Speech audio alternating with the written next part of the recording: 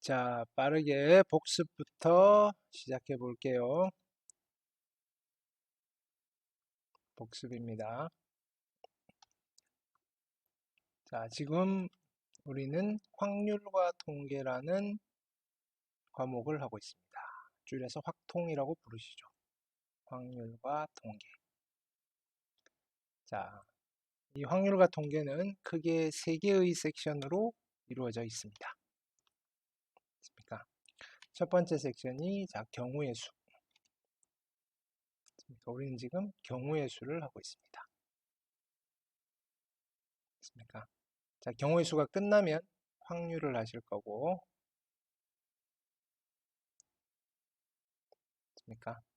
확률이 끝나면 통계라는 걸 할 겁니다. 자, 실은 여기 앞에 경우의 수만 잘 되어 있으면 뒤쪽은 기본적인 공식들 이 정도 조금만 기억을 해주시면 크게 어렵지는 않을 겁니다. 뒤로 갈수록 점점 좀 편안해지실 겁니다. 됐습니까? 확률 한 중간 정도 가실 때까지는 조금 힘들고 나머지는 좀 괜찮을 거예요. 됐습니까? 자, 지금 경우의 수는 어디서부터 연결된다 그랬죠? 수학, 그죠? 1학년 수학 끝부분에 있는 그 경우의 수에서 이어지는 거라 그랬죠? 자, 이 경우의 수는 세는 겁니다. 그죠? 카운팅을 하시는 거다 이거죠.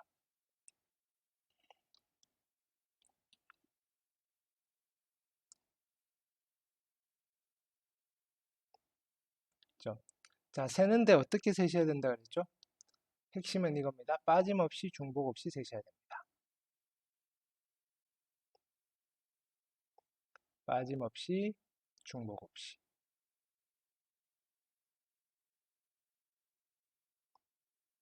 됐습니까? 자, 이거 빠짐없이 중복 없이 세기 위해서 다양한 테크닉들이 등장을 하는 겁니다. 됐습니까?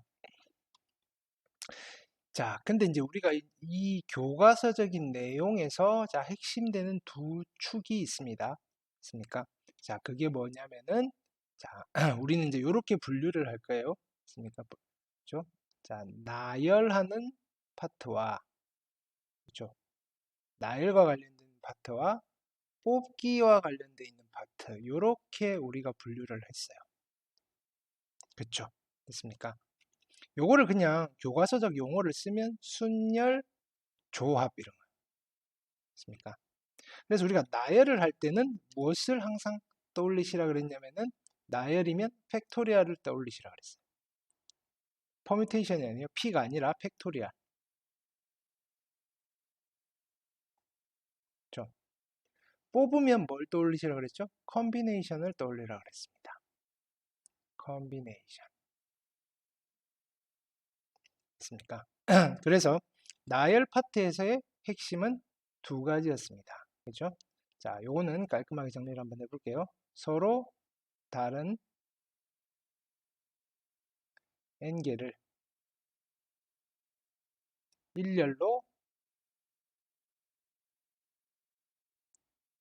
나열하는 경우의 수가 있습니다. 나열하는 경우의 수.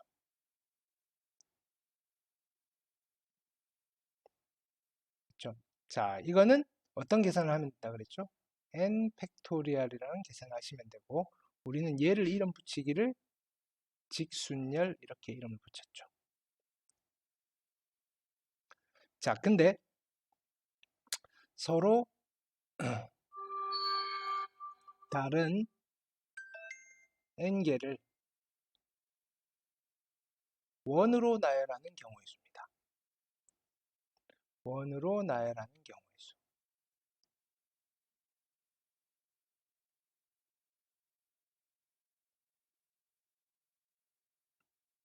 수는 이게 일렬로 나열했을 때 나열한다는 가정을 했을 때 일렬로 나열했을 때와 차이점은 같은 거를 다르게 쳤던 게 있었죠. 그게 n가지가 항상 나와서 실제로는 n 팩토리얼을 뭘로 나누어졌다?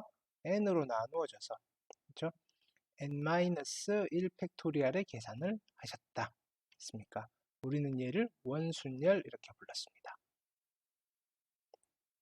나열의 가장 기본되는 핵심 축은 여기 직순열과 원순열입니다.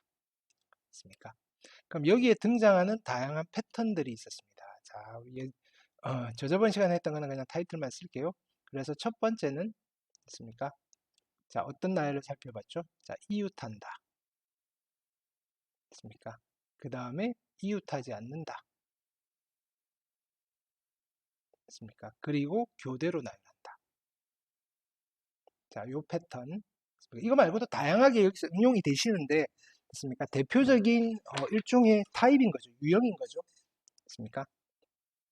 자, 두 번째는 어떤 게 있었죠? 두 번째는 다각형 순열이라는 게 있었습니다. 두 번째는 다각형 순열. 그렇죠? 자, 원순열이라고 생각하고 나열을 하시고, 있습니까? 근데 이거는 다른 건데 또 같은 걸로 써버리게 되는 거죠. 원순열일 때는. 그때 조정을 해주셨다. 있습니까? 자, 세 번째는, 뭐 있었죠? 색칠하기가 있었죠. 색칠하기. 있습니까? 색칠하기는 우리가 크게 두 가지로 나눴습니다. 첫 번째 평면도형 색칠하기. 원순열 적당히 쓰시면 되는 거죠. 평면도형. 그 다음에 조금 어려운 게 입체도형.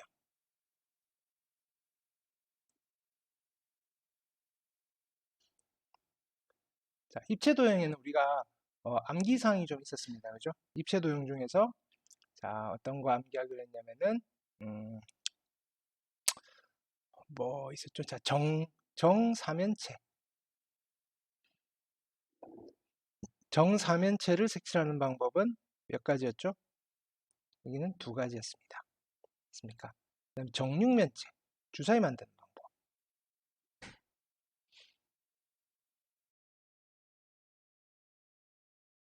정육면체는 몇 가지였냐면 30가지였죠.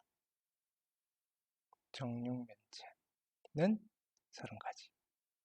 자, 정팔면체 몇 가지였죠? 정팔면체 1680가지. 지금 어떻게 쓰는지는 잘 몰라도 그죠? 나오시면 답은 일단 써놓고 있습니까? 서술형으로 나오긴 좀 힘드니까. 네. 그 다음에 또 어떤 거 했네? 색칠하기 있었고. 그다음 네 번째 중복순열이라는 타이틀 하에서 우리는 파일을 안 썼다 이겁니다. 맞습니까? 중복순열. 자, 우리는 어떻게 접근을 했죠? 첫 번째, 빈칸으로 접근을 하든지, 빈칸 문제로 치환을 해서 풀든지, 아니면 선택권의 문제로 바꾸어서 우리가 해결했습니다. 누가 누구를 선택을 할 건지. 됐습니까? 그 다음에, 다섯 번째로, 저번 시간에 한 거죠. 됐습니까? 다섯 번째로. 자, 같은 것이 있는 순열이었습니다. 같은 것이 있는 순열. 좀 얘는 다시 한번 써보시면 자 이런 상황인 거죠. 여기 됐을까요? 자 A, A, A, B, B, B, C, C, C 있습니까? 전체가 몇 개냐면은 전체가 n개입니다. 됐습니까? 자 여기에 n개를 나열을 할 건데 됐습니까? A가 몇 개가 있냐면은 P개가 있습니다. B가 Q개 있습니다. C가 R개 있습니다. 됐습니까? 그래서 여기는 얘가 P개, 얘가 Q개, 얘가 R개입니다. 자, 이때 자, 두 가지 패턴이 있었죠. 그죠? 첫 번째, 이런 상황에서 얘를 일렬로 나열하는 경우. 있습니까? 그때는 자, 다 다른 거라 생각하고 일렬로 나열하십니다. n 팩토리얼. 있습니까? 근데 자리를 바꿔도 같은 게 생기죠. 그렇죠? 그래서 p 팩토리얼 가지를 묶어서 하나, q 팩토리얼 가지를 묶어서 하나, r 팩토리얼 가지를 묶어서 하나. 자, 근데 얘를 만약에 원으로 나열합니다. 우리가 아까 여기서 얘를 안 했군요. 중요한 사실. 자, 여기서 원으로 나열한다라고 했을 때는 어떤 의미였죠? 있습니까? 그쵸? 이게 핵심이죠. 회전하여 일치하면 같은 것으로 본다. 맞습니까? 회전하여 일치하면 같은 것으로 본다. 하면 같은 것으로 본다.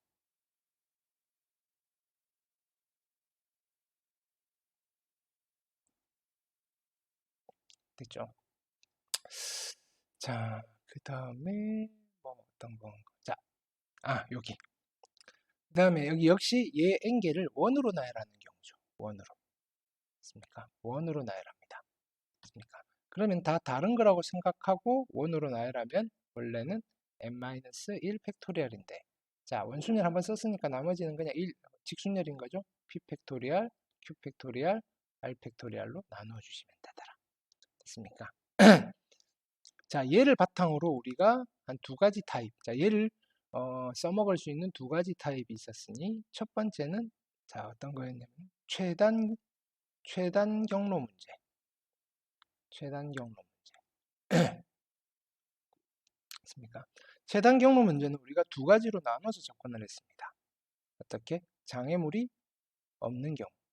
자, 장애물이 없다는 말은 이거 그냥 네모 반듯한 직사각형이란 말입니다. 맞습니까? 장애물이 없는 경우. 자, 장애물이 없는 경우에는 우리가 방금 위에서 한 예를 활용을 하시면 됩니다. 같은 것이 있는 순열. 같은 것이 있는 순열. 이게 훨씬 더 편하죠.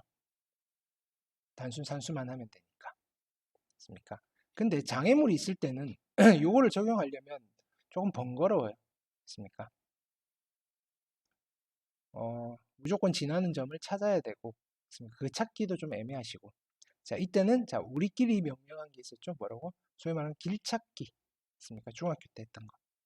자, 길찾기라는 방법을 통해서 최단 경로의 경우의 수를 계산을 했었다. 됐습니까? 자, 두 번째는 순서가 정해진 경우. 맞습니까? 순서가 정해진 경우는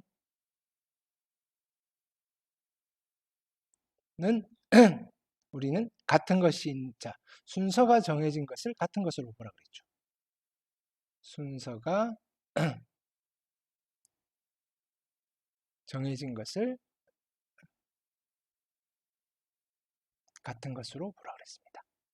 같은 것으로 본다. 되시겠죠? 저번 시간에 한 거. 자, 이렇게 해놓고 우리가 이제 나열 파트에서는 일단락이 됐고, 자, 이제 뽑기 파트에서 했습니까? 자, 뽑기 파트에서는 우리가 1학년 때 했던 게, 자, 어떤 게 있었냐면은 이런 게 있었죠. 자, 서로 다른 n개에서 서로 다른 n개 중에서 서로 다른 r개를 뽑는 경우의 수가 있었죠. 뽑는 경우의 수를 계산할 때 우리는 했습니까? 어떤 계산을 했었다. 컨비네이션 계산을 했었죠. 맞습니까? NCR이라는 계산을 했고, 우리는 이 친구의 이름 붙이기를 그냥 조합이다 이렇게 이름을 붙였죠. 됐죠? 자, 근데 우리가 또 자, 여기는 서로 다른 알개를 뽑는 경우인데, 그렇죠? 같은 걸 뽑아도 되는 상황이 생길 수도 있잖아요. 그렇죠? 그래서 서로 다른 n개 중에서 자, 뭐라고 표현을 했었죠? 중복을 허용하여. 같은 걸 뽑아도 돼요. 중복 허용하여 알개를 있습니까? 어떻게 하는 경우? 여기는 뽑기만 하는 거예요. 뽑는 경우의 수. 있습니까? 뽑는 경우의 수를 우리는 어떤 계산을 하기로 약속을 한 거죠? 그렇죠? H란 NHR이라는 계산을 하기로 했습니다. 해놓고 이름 붙이기를 우리는 얘를 중복조합이다 이렇게 이름을 붙이는 거죠. 중복조합. 됐습니까? 자, 그래서 뽑기는 일단 뽑기의 파트에서는 자, 이 두 가지가 또 핵심 축인데 됐습니까? 여기에서 우리는 추가로 어떤 걸 했냐면은 그러면 우리가 NHR이라는 계산을 해야 되는 또 다른 상황을 하나 살펴본 겁니다. NHR이라는 계산을 해야 되는 또 다른 상황이라고 생각하시면 됩니다. 됐습니까? 이 NHR은 또 어떤 상황에서도 써먹을 수가 있느냐? 됐습니까? 원래는 그 상황도 어찌 해서 유도를 하면 서로 다른 n개 중에서 중복을 허용하여 r개를 뽑는 경우의 수를 계산하는 거랑 같습니다라는 확인하는 과정이 우리 교재에 상세하게 설명이 돼 있으니까 그건 여러분들이 한번 참고를 하시고 우리는 실질적으로 써먹을 수 있는 그 이야기만 할게요. 됐습니까? 시간 관계상. 자, 어떤 이야기를 했냐면은 서로 다른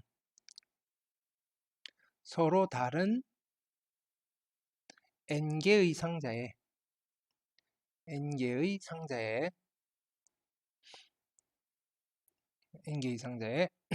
서로 같은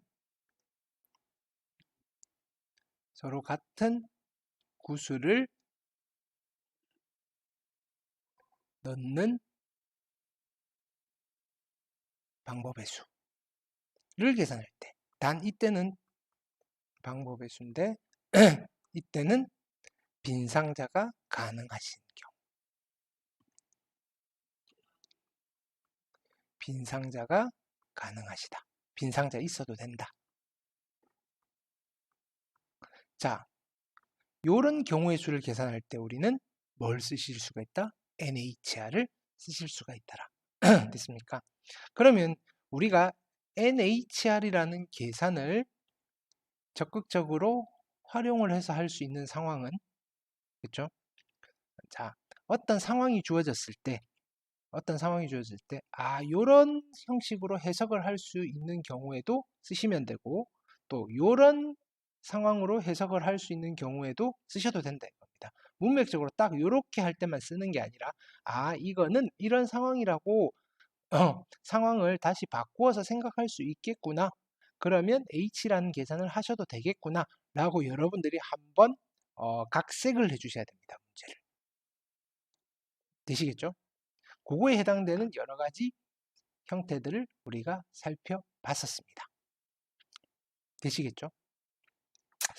자, 거기서 자, 이런 걸 한번 해볼게요. 질문이 좀 많은 건데, 자, 위에 거 한번 봅시다.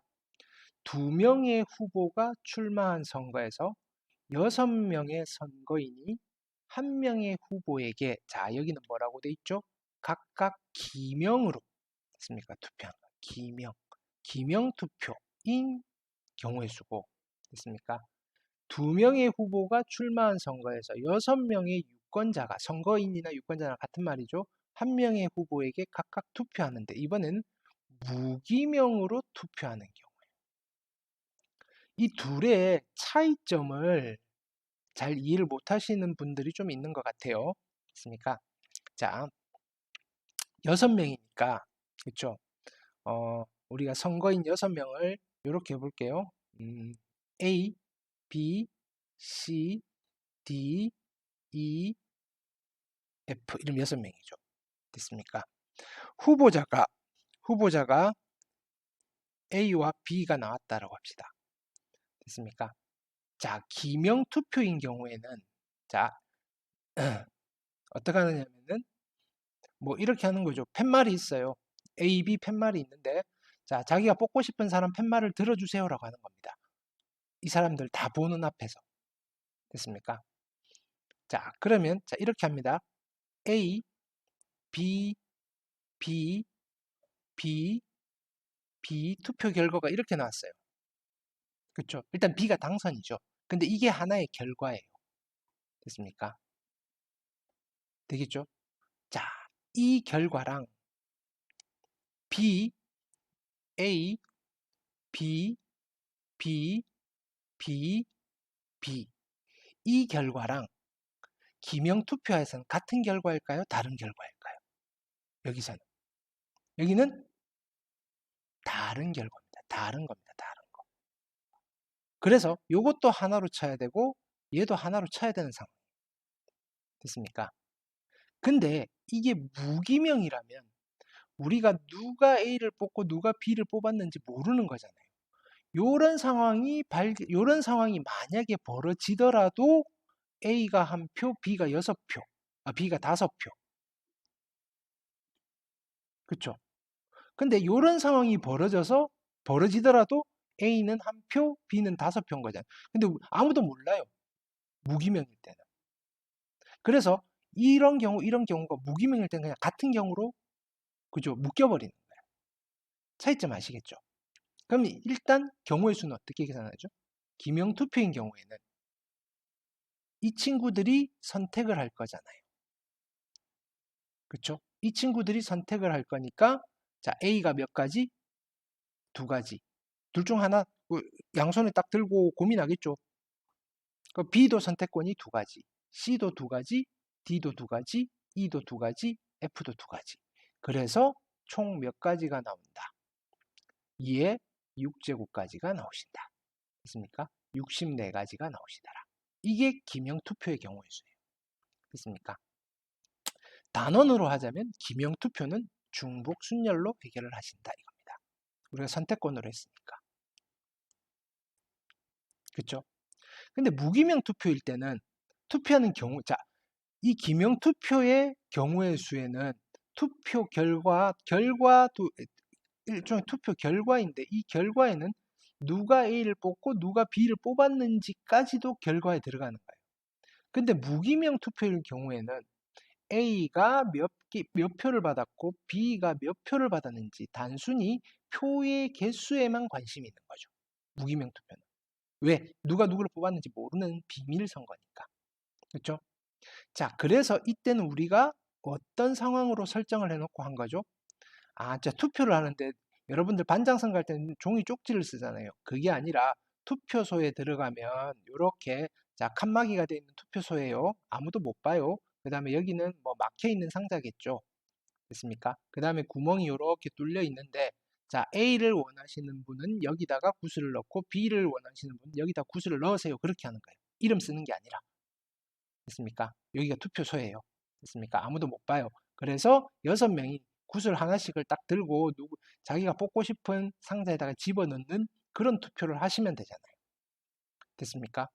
근데 6명이 다 A에 투표할 수 있으니까 빈 상자가 들어가도 되는, 지금 어떻게 이런 상황을 우리가 계산을 할 수 있는 상황으로 다시 한번 각색을 해보는 거예요. 그러니까 투표 결과는 서로 다른 2개의 상자에 서로 같은 6개의 구슬을 집어넣는 경우의 수랑 같은 결과가 나오겠구나. 우리는 어떤 계산을 하면 된다? 2H, 6이라는 계산을 하면 되겠구나라고 상황을 다시 각색을 해보시는 거다 이겁니다. 됐습니까? 실제 무기명 투표를 이렇게 안 할 수도 있잖아요. 그죠? 그냥 여러분들 쪽지에 놓고 이름 쓰세요. 근데 그런 상황이나 이런 상황이나 어차피 결과에 대한 개수는 똑같다 이겁니다. 되셨죠? 그래서 계산을 하시면 어떻다? 더해서 1 빼니까 얼마죠? 8에서 1 빼니까 7, C, 6이고 그쵸? 얘는 7C 1이랑 같고 무기명 투표에서 결과는 7가지밖에 안 나오시더라. 됐습니까? A와 B의 득표수가 몇 대 몇 이렇게 되는 그러니까 당연히 7가지밖에 안 나오겠죠? 어떻게 될까요? 6대 빵, 이거 세봐도 돼요. 6대 빵, 1대 5, 2, 뭐 이렇게 세봐도 7가지예요. 됐습니까? 굳이 H를 안 쓰시더라도. 근데 이게 후보자가 좀 많아지면 세기가 좀 껄끄러워지는 거죠. 자, 기명과 무기명 차이점 아시겠죠? 됐죠? 자, 그래서 자, 우리는 뽑는 경우와 나열하는 경우 이렇게 2가지를 살펴봤어요. 그렇죠? 자, 그래서 기본적으로는 나열만 하는 경우, 그 다음에 뽑기만 하는 경우. 자, 근데 우리가 이런 경우도 있어요. 나열과 뽑기가 적절히 섞여져서 해결해야 되는 상황이 생길 때도 있어요. 됐습니까? 또는 나열과 자, 나열하는 경우의 수가 있고 뽑는 경우의 수가 있고 뽑고 나열하는 경우의 수가 있고 또는 이게 뽑기, 나열이 뒤죽박죽 자 섞여져 있는 콜라보가 되는 형태들이 있어요. 이제 그거를 먼저 좀 살펴볼게요. 됐습니까? 자, 그래서 이제는 우리는 여기 뽑는 케이스와 나열하는 케이스의 중간 지점이라고 생각하시면 돼요. 됐습니까? 여기에 있는 이야기입니다. 됐습니까? 그거의 첫 번째로 됐습니까?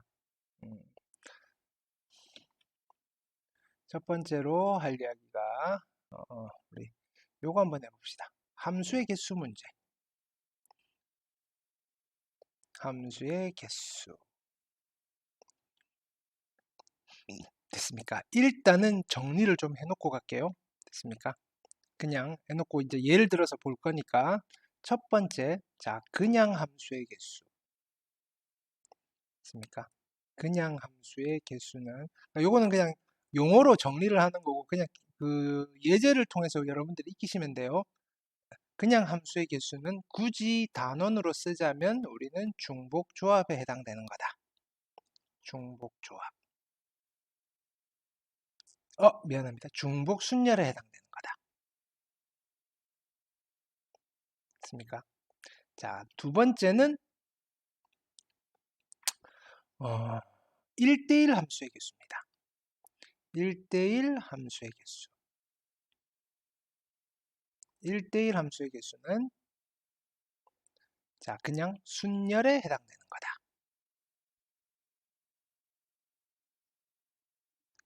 이 타이틀은 중요하지 않아요. 이거 괜히 노란색으로 썼다. 그냥 굳이 카테고리를 나누자면 됐습니까?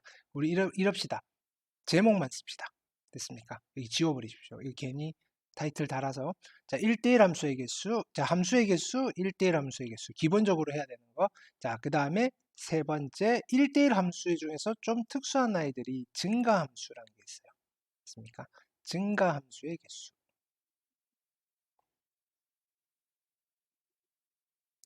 됐습니까? 증가함수 있으면 요거는 같은 카테고리에 넣을게요. 또는 감소함수의 개수. 감소함수의 개수.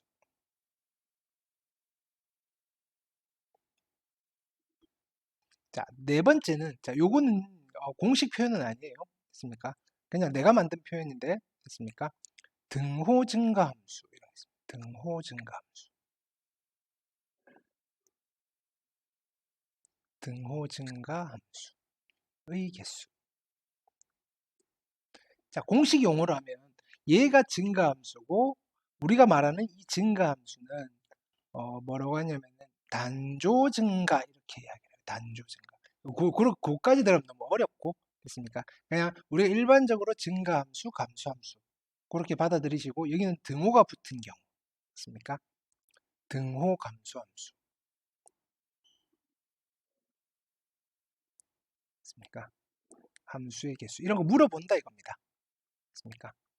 그럼 여러분들 어떻게 해결하실지를 케이스별로 알고 계셔야 된다 이겁니다. 다섯 번째는 자 치역과 공역이 같은 함수. 치역과 공역이 같은 함수.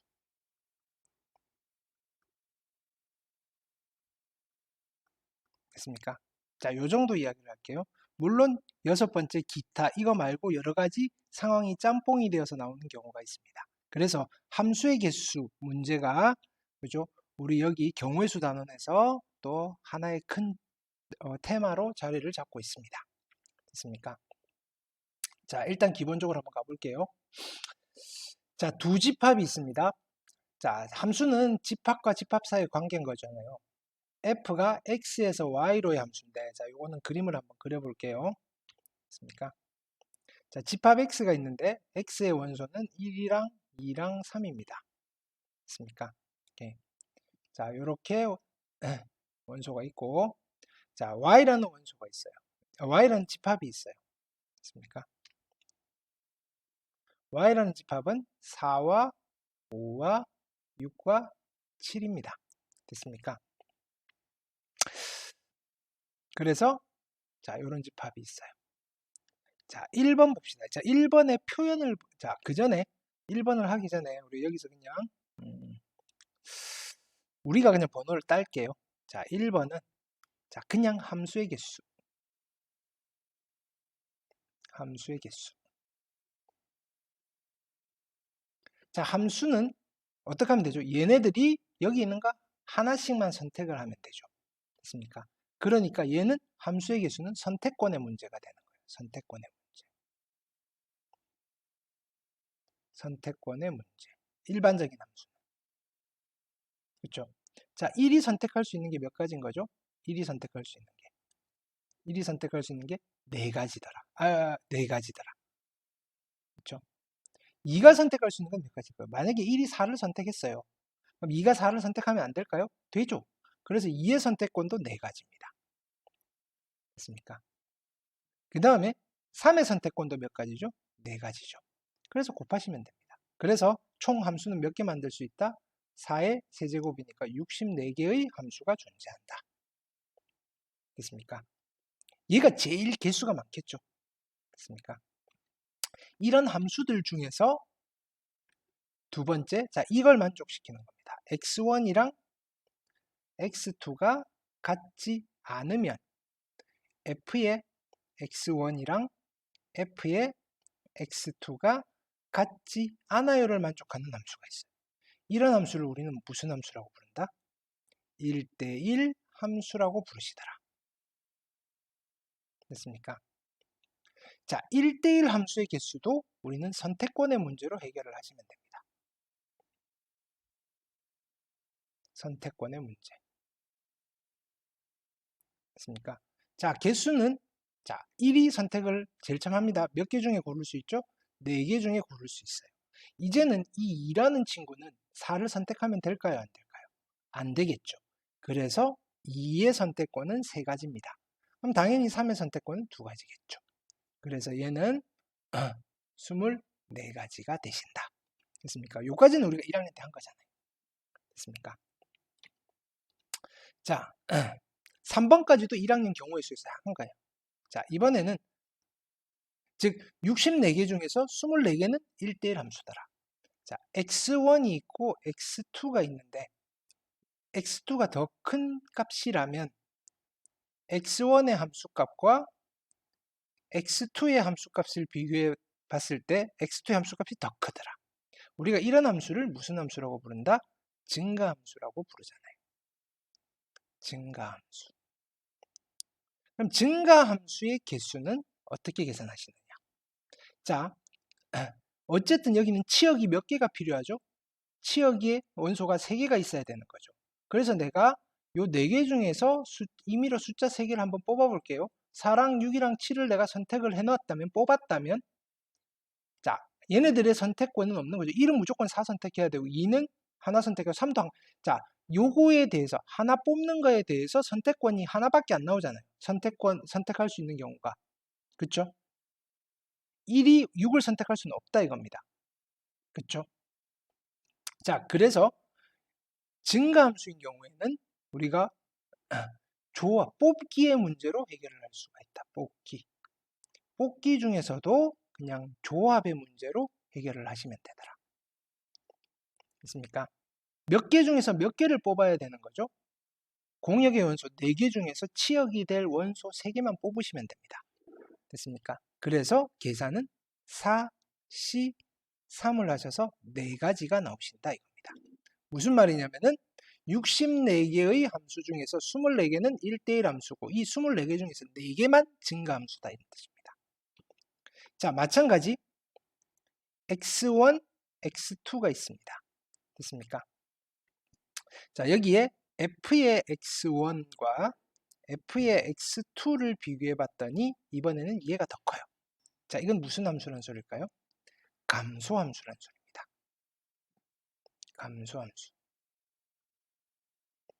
자, 감소함수 역시 자, 내가 여기서 공역의 원소 중에서 숫자 3개를 딱 뽑아주면 이번에는 1은 누구를 선택해야 되죠?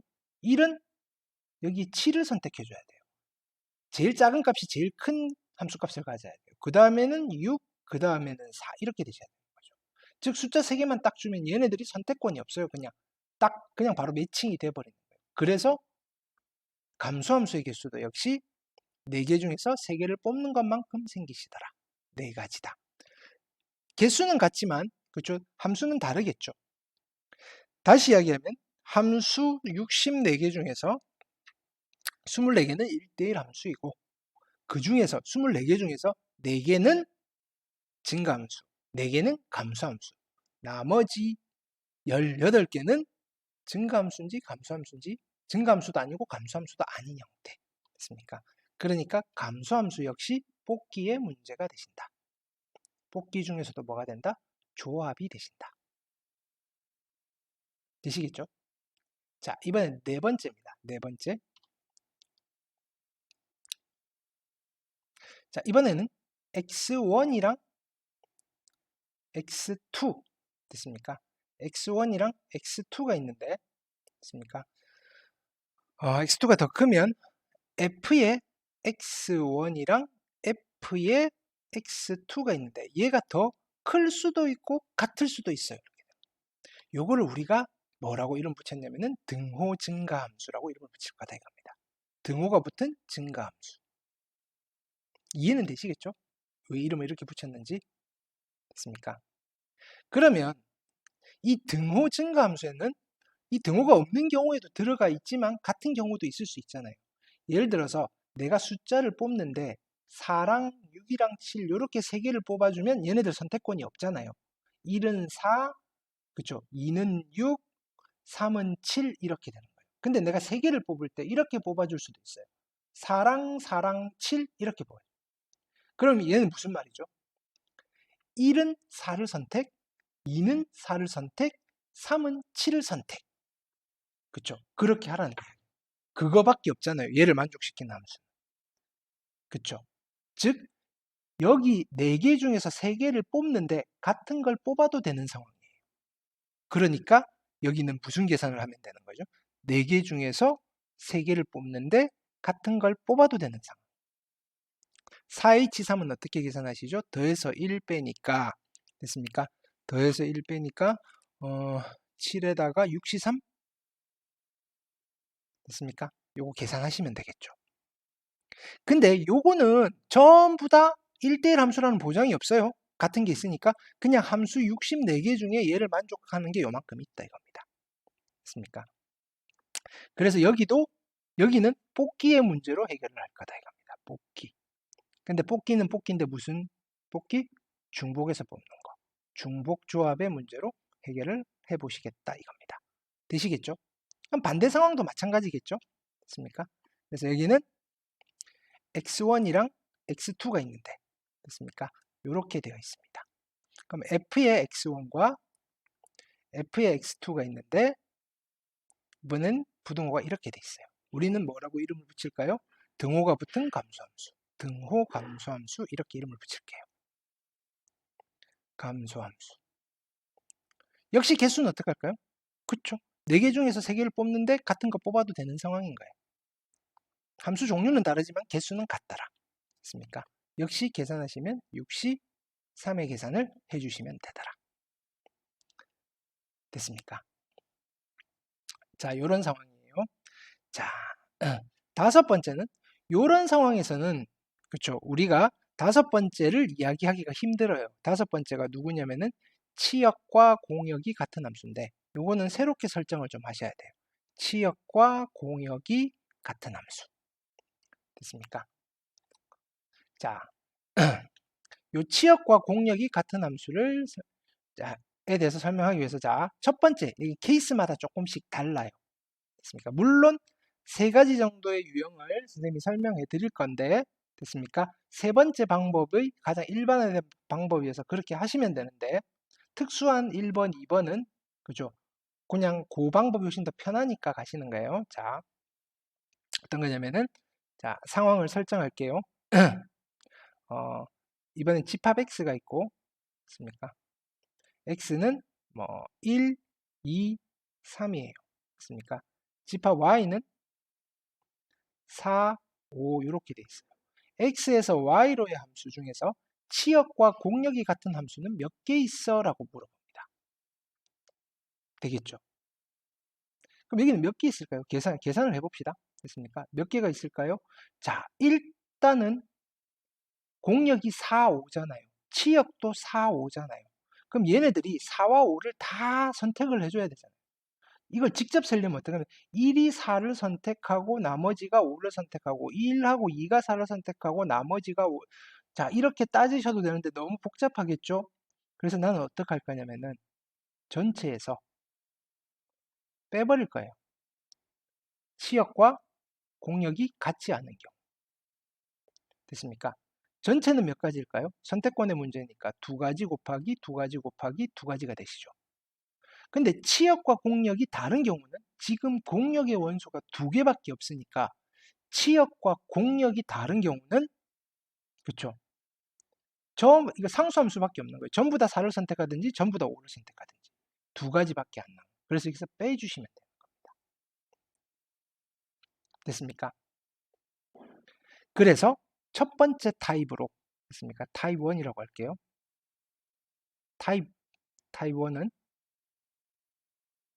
자, 공역의 원소가 공역의 원소의 개수입니다. 원소의 개수가 딱 두 개만 있으면 됐습니까? 치역과 공역이 같은 함수는 어떻게 계산하시느냐? 전체 함수의 개수에서 빼버리시면 됩니다. 얼마만 빼면 되죠? 항상 두 개만 빼주시면 됩니다. 이게 첫 번째 타입. 되시겠죠? 치역과 공역이 같은 함수. 자, 두 번째 타입은 두 번째 타입을 볼게요. 됐습니까? 자, 두 번째 타입은 상황을 이렇게 설정을 해볼게요.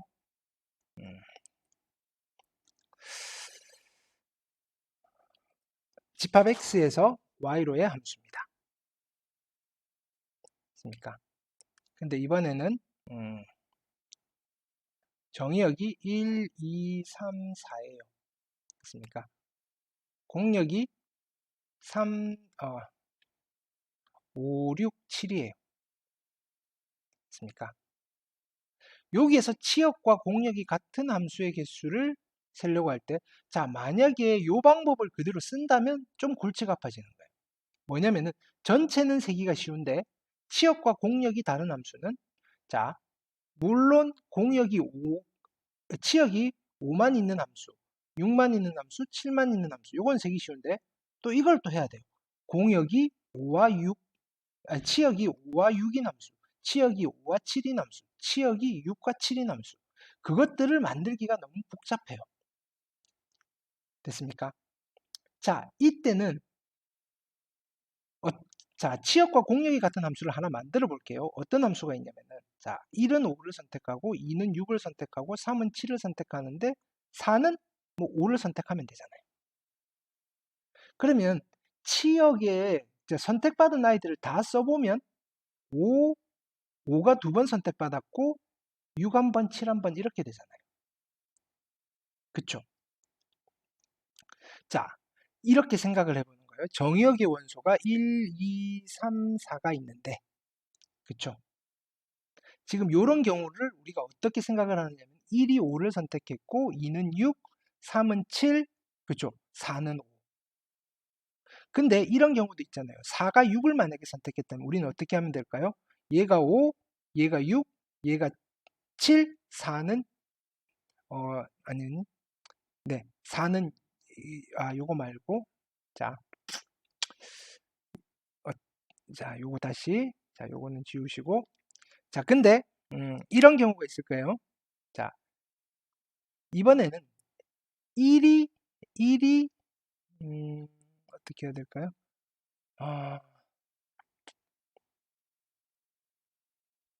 네. 자, 이런 경우가 있을 거예요. 자, 봅시다.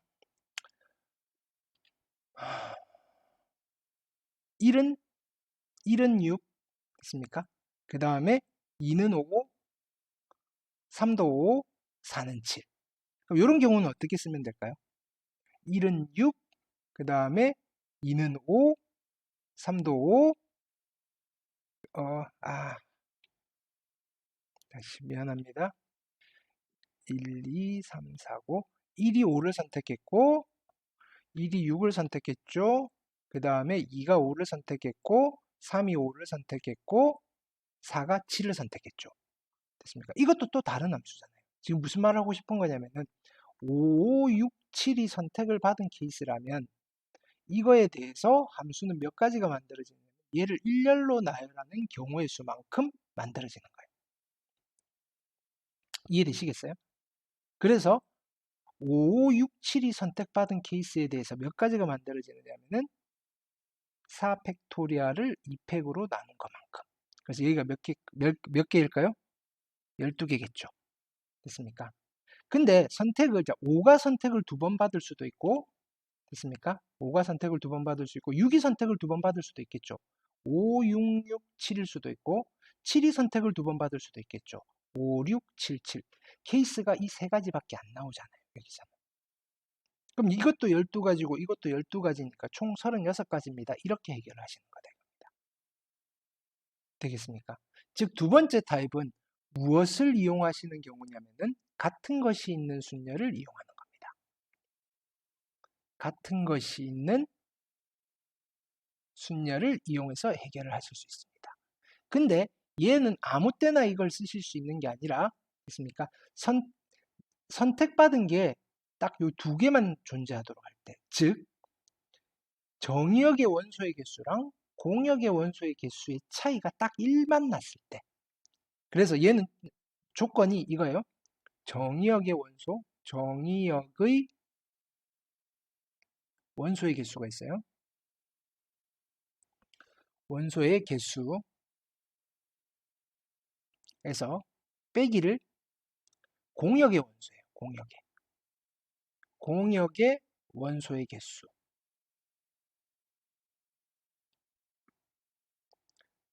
했더니 개수 차이가 딱 한 개만 차이 날 때 같은 것이 있는 순열을 이용하실 수가 있더라. 됐습니까?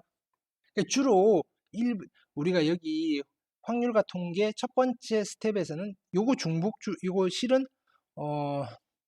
중복 순열과 관련되어 있고, 얘는 같은 것이 있는 순열과 관련돼서 잘 물어봐요. 타입 1과 타입 2를. 됐습니까? 이거 말고는 세 번째 타입은, 됐습니까? 그 외의 경우입니다. 그 외. 됐습니까? 그 외는, 자, 무엇을 이용하느냐면은 우리가 1학년 때 배웠던 분할과 분배를 이용하시는 겁니다. 분할과 분배. 자, 요것도 기억이 좀 가물가물하시죠? 자, 이 분할과 분배를 우리가 복습을 할 때 빼놓고 안 한 것 같아요. 되시겠죠?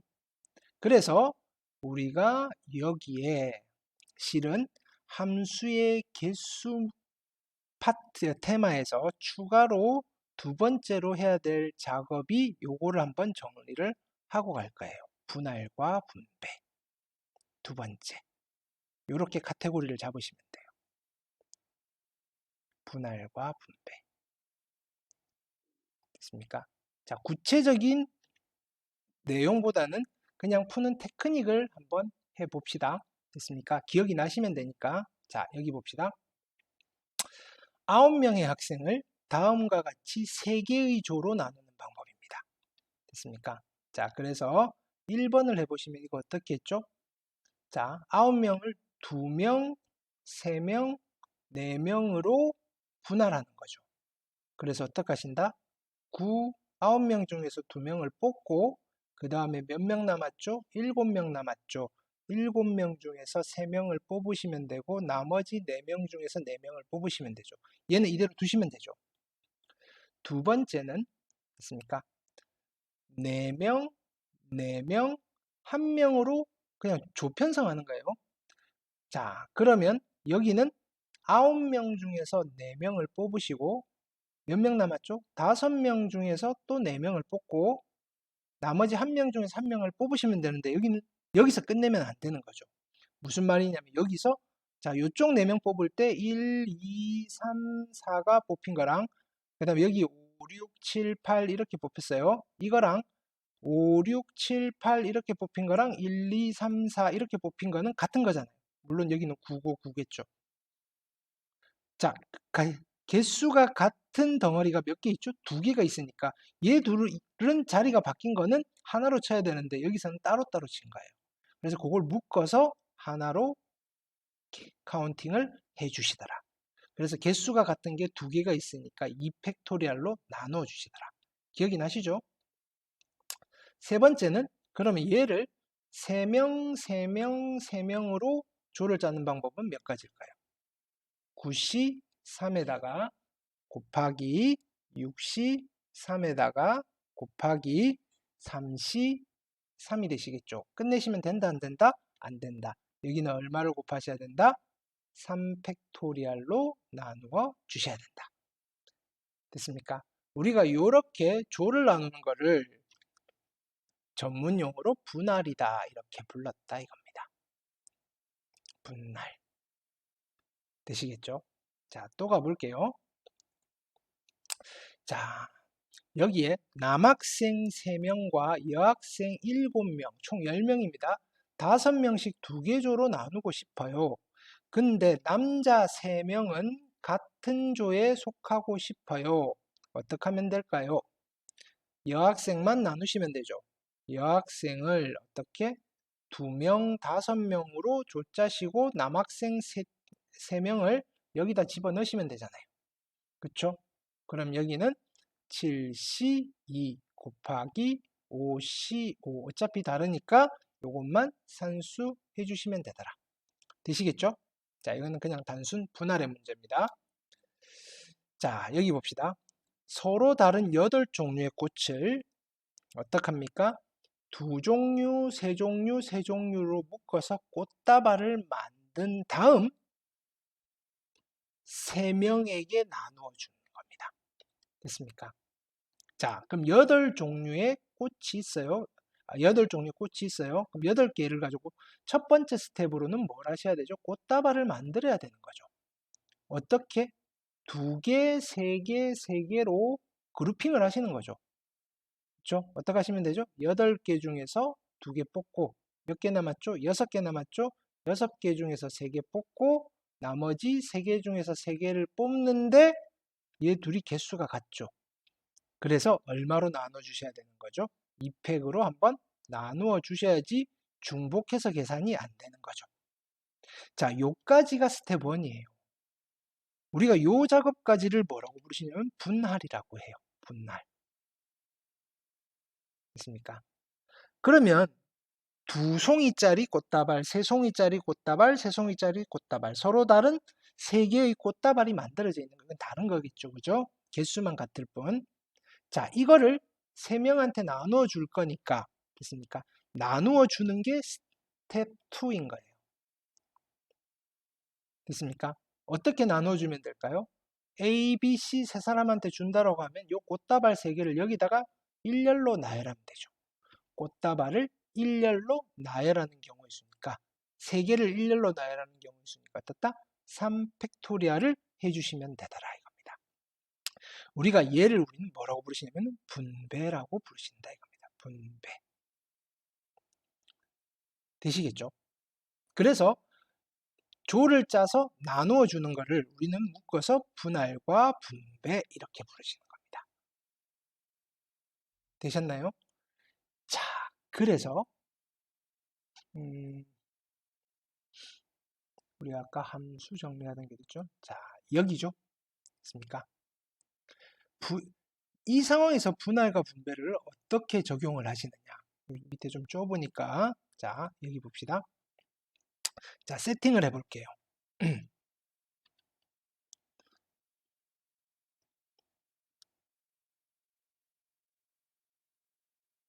자, 이번에는 여기에 X 집합이 있고 Y 집합이 있어요.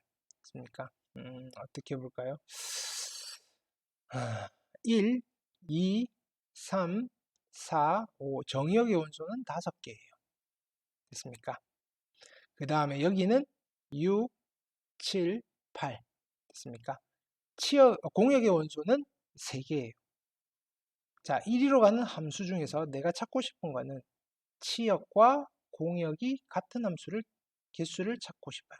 몇 개 있는지. 있습니까? 그러면 얘는 자, 여기에 공역의 원소의 개수가 2개가 아니니까 첫 번째 방법을 쓰기에는 좀 그렇잖아요. 그죠? 있습니까? 뭐냐면 전체에서 치역과 공역이 다른 걸 빼셔도 상관없는데 그거를 하려면 여러 단계를 좀 거치셔야 돼요. 됐습니까? 그 다음에 선택받은 거 가지고, 그죠? 여기는 5개니까 여기서 선택받은 건데 그럼 적어도 선택받은 게 6, 7, 8은 한 번씩 선택을 받아야 되고 나머지 2개가 6, 6 될 수도 있고, 그쵸? 그 다음에 6, 7, 6, 8 이 케이스가 너무 많이 나오는 거예요. 이거 세는 게 더 힘들다 이겁니다. 그래서 얘가 일반적인 경우. 즉 정의역의 원소의 개수랑 공역의 원소의 개수가 차이가 한 개보다 더 많아지면 더 복잡해져요. 우리가 여기 있는 이 타입 1과 타입 2의 방법을 쓰기에는 요 상황이 아니라면 또는 요 상황이 아니라면 우리는 그냥 분할과 분배로 가시는 거다 이겁니다. 자, 어떻게 적용을 하시느냐? 일단은 공역의 원소가 3개잖아요. 됐습니까? 5명을 3개의 그죠? 조로 그룹으로 분할을 하십니다. 됐습니까? 5명을 3개의 조로 분할하는 방법은 있습니까? 자, 3개로 나눌 거니까 하나, 하나, 3개 이렇게 분할할 수도 있고 조를 짤 수 있고 하나, 둘, 둘 이렇게 만들 수 있잖아요. 개수만 따지면. 됐죠? 이거밖에 안 나오죠? 그럼 일단은 분할을 먼저 하시는 겁니다. 자, 이렇게 하려면 5C1 곱하기 4C1 곱하기 3C 3인데 개수 같은 게 2개잖아요. 됐습니까? 곱하기 200분의 1. 여기도 마찬가지 5C1 곱하기 4C2 곱하기 2C2에 같은 게 2개니까 어떻게 하신다? 200분의 1. 되시겠죠?